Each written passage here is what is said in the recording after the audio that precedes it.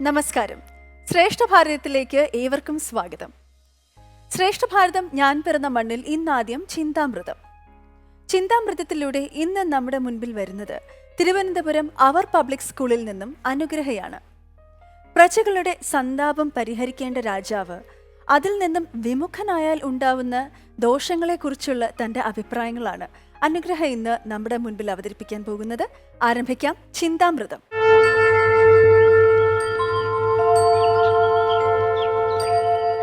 സീതയെ വാത്മീകിയുടെ ആശ്രമത്തിൽ മനസ്സില്ലാ മനസ്സോടെ കൊണ്ടുവിട്ടതിനു ശേഷം ലക്ഷ്മണൻ അയോധ്യയിലേക്ക് മടങ്ങി വരുന്നു.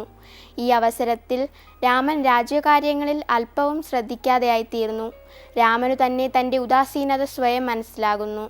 തുടർന്ന് രാമൻ തൻ്റെ ഉത്തരവാദിത്തങ്ങളിലും രാജ്യകാര്യങ്ങളിലും വേണ്ടത്ര ഗൗരവം നൽകാതെ ഭരണം നടത്തിയ ഒരു രാജാവിൻ്റെ കഥ രാമൻ ലക്ഷ്മണന് പറഞ്ഞു കൊടുക്കുന്നു. കടമകളിലും ഉത്തരവാദിത്വങ്ങളിലും നിന്നും ഒളിച്ചോടുന്ന രാജാവ് അവിടെയുള്ള പ്രജകളുടെ ജീവിതത്തിന് ഒരു തരത്തിലുള്ള ധാർമ്മിക മൂല്യവും നൽകുന്നില്ല. മാത്രമല്ല, ആ രാജ്യം വെള്ളമില്ലാത്ത നദിയെപ്പോലെയും പുൽക്കൊടി പോലും മുളയ്ക്കാത്ത വനത്തെപ്പോലെയും ഇടയാനില്ലാത്ത പശുവിൻ പറ്റങ്ങളെപ്പോലെയും അനാഥമായിരിക്കും. യഥാ ഹ്യാനു തഥാ നത്യവും യഥാ വാക്യം തൃണം വനം അകോപായ യഥാഗവം തഥാ രാഷ്ട്രം അരാജകം.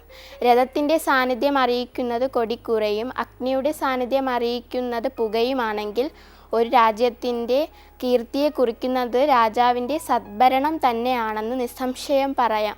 സദ്ഭരണം നടക്കാത്ത ഒരു രാജ്യത്ത് സ്വകീയമായതൊന്നും ഉണ്ടാവുകയില്ല.